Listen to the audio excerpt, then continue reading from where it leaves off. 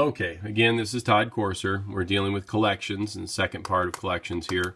We dealt with the electronic net, and what will also happen inside of that is normally what you're dealing with is that a person comes on the scene, okay? So you're dealing with an agent of some kind, revenue officer, agent, okay? So you're dealing with an agent. That agent is not your friend, okay? Their job is, regardless of what you think about, your circumstances, their job is to collect.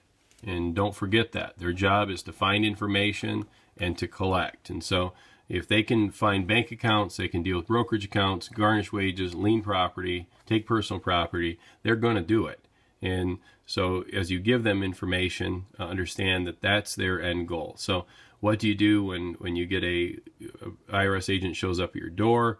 Obviously you don't want it to get to that point, but you want to get counsel as quickly as possible, and to be able to determine what really your rights are before you go forward and start to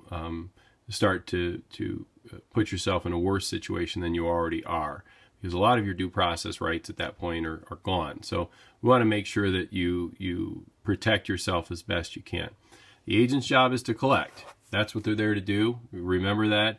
So if you feel like that the collections process and you don't owe the money, now we're going to need to kind of sort of double back and say, okay, so if I don't owe the money, how do I prove it? And sort of that backing up of giving them information, say, look, I don't owe it, and here's why, and providing documentation. So I always say that they're not so concerned about your story.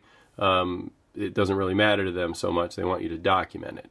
And if you can't document it, then it doesn't really exist for somebody that works for the Internal Revenue Service. So they're looking for, essentially, they're looking for ways to collect on a number. All right, that's what they're trying to do. They've got a number, they're trying to collect on it. They're trying to find assets. They're trying to get to a way to collect, and they're going to put as much pressure on you personally and professionally to make that happen. So that really addresses kind of the collections process. As you go through that, you're going to look at what are the various parts that go along with that. And we'll talk about that in some future videos. Okay, thanks. Bye-bye. My name is Todd Corser, and I want to urge you to subscribe to my YouTube channel and also to visit corserlaw.com.